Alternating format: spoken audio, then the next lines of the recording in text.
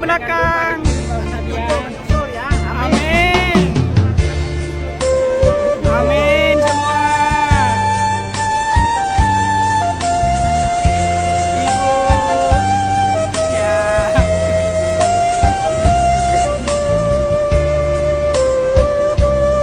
Mantap.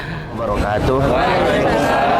Bapak dan Ibu para tamu Allah yang dirahmati oleh Allah, di depan kita ini di dalam pagar ini adalah pemakaman terbesar di kota Madinah Al-Munawwarah dan terlama, dan pemakaman ini ada sejak zaman Rasulullah SAW, sehingga keluarga besar dari beberapa istri Rasulullah dan juga putra putri, cucu dan cicitnya baginda Rasul juga dimakamkan di sini, dan juga sahabat Rasulullah yaitu Khulafatur Rasyidin yang ketiga yaitu Sayyidina Utsman ibnu Affan pun dimakamkan di sini, dan juga di antara empat mazhab imam mazhab yang empat diantaranya Imam Malik pun dimakamkan di sini, dan lebih daripada 10.000 para sahabat baginda Rasul dan para syuhada dimakamkan di sini. Sampai hari ini juga yang sudah disolatkan setiap hari di Masjid Nabawi itu dimakamkan juga di sini. Ya. Kok muat Pak Ustadz? Karena di sini sistemnya tumpang tindih. Jangan sampai nanti pulang ke hotel buka jendela lompat bareng-bareng. Ya, bukan seperti itu maksudnya. Rasulullah sabar, bersabar dengan sakit, dengan derita, dengan suka dan duka di kota Madinah ini, bersabar mereka. Karena sebagian mereka yang ada hadir di kota Madinah ini ada yang tidak sabar. Bahkan di zaman Rasulullah pun di kota Madinah ini Bapak dan Ibu para tamu Allah pernah terjadi kelaparan, kering beberapa tahun sehingga mengalami kekurangan sandang pangan, kelaparan, sehingga mereka banyak yang keluar. Melihat hal itu Rasulullah sedih. Bahkan Rasulullah bersabda, seandainya mereka tahu bahwasanya Madinah itu lebih baik dalam keadaan apapun, seandainya mereka bisa bersabar dengan keadaan yang seperti itu, Madinah ini lebih baik. Artinya apa Bapak Ibu para tamu Allah? Bersabarlah dengan apa yang diberikan oleh Allah. Percayalah bahwasanya semua itu adalah keutamaan. Dengan susah mungkin Allah dengan menambahkan keutamaan dan pahala kita dengan melalui kesabaran, dengan ujian. Karena Allah Subhanahu wa taala tidak akan menguji hambanya kecuali Allah akan mengangkat derajatnya. Kemudian ada banyak kisah inspiratif, artinya banyak para ulama ini dari luar daerah, maksudnya dari luar Madinah yang datang ke kota Madinah dan tidak mau pulang-pulang lagi. Kenapa? Karena dia khawatir kalau pulang ke tanah airnya meninggalnya di tanah airnya. Dia inginkan meninggal di kota Madinah karena keutamaannya. Bahkan Sayyidina Umar pun berdoa, ya Allah berikanlah aku rizki mati di kota Madinah, rizki mati syahid. Dikabulkan semua doanya oleh Allah Subhanahu wa taala, sehingga Sayyidina Umar pun meninggalnya dalam keadaan syahid dan juga meninggalnya di kota Madinah Al-Munawwarah. Kemudian saya dulu ada sebuah museum, diceritakan bahwasanya oleh petugas museum bahwasanya suatu ketika ada penziarah datang ke museum tersebut, dan di museum itu kebetulan ada sebuah Al-Quran kecil yang ditemukan di dalam makam Baqi. Ini namanya makam Baqi. Makam Baqi.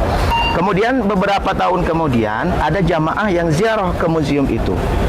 Dan ternyata penziarah itu berasal dari India. Dia sangat kaget sekali karena melihat sebuah Al-Quran yang Al-Quran itu milik ayahnya. Kok bisa Al-Quran ayahku yang di rumah ini bisa datang ke sini, bisa ada di museum ini?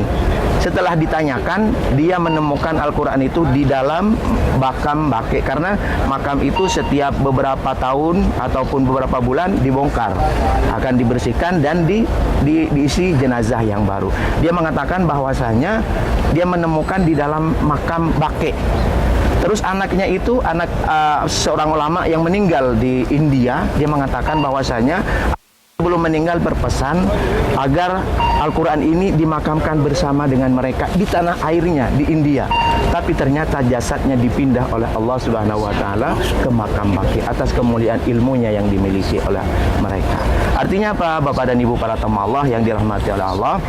Banyak para jamaah juga yang sudah berkeinginan, bahkan tidak sedikit cerita ataupun pengalaman ada jamaah yang siap membawa kain kafan ingin mati di kota Madinah karena sudah sepuh sakit. Ternyata sampai di kota Madinah sehat bugar, Pak. Kita dikumpulkan oleh Allah bersama orang-orang yang mulia, orang-orang yang istimewa di sisi Rasulullah Sallallahu Alaihi Wasallam. Kemudian ayah dan bunda para tamu Allah yang dirahmati oleh Allah Subhanahu Wa Taala. Selain itu juga kita berziarah kepada orang-orang, kalau di tanah air kita ziarah ke luar daerah dan lain sebagainya, wali-wali dan lain sebagainya, para ulama dan lain sebagainya. Di sini ini di atasnya para wali. Di sini ini keluarga Rasulullah, orang dekat Rasulullah, orang yang hidup sehari-harinya dengan Rasulullah Sallallahu Alaihi Wasallam langsung. Mudah-mudahan ayah bunda para tamu Allah dengan ziarah ini, bahkan Rasulullah setiap malam, setiap pagi Rasulullah ziarah ke Masjid Quba, ke makam Baqi ini. Kita kan cuma pagi ini ziarahnya, makanya harus tidak sia-sia insya Allah perjalanan kita, walaupun hanya judulnya jalan-jalan pengenalan, tetapi insya Allah akan bernilai mulia di hadapan Allah Subhanahu wa Ta'ala. Maka dari itu mari kita ucapkan salam bersama-sama kepada ahli Baqi, kita doakan mereka, dan selanjutnya juga kita berdoa untuk diri kita, mudah-mudahan kita kelak dikumpulkan oleh Allah bersama orang-orang yang mulia dan dimatikan. Assalamualaikum. Assalamualaikum. Ya ahlal Baqi, Ya ahlal Baqi, daru qaumin mu'minin minat wa inna insyaallah bikum lahikun nas'alullah lana wa lakum al-afiyah. Assalamualaikum ya zaujatin nabi, assalamualaikum ya dzurriyyatin nabi, assalamualaikum ya ahlal Baqi. Allahumma ighfir li ahlil Baqi al-gharqat. Amin.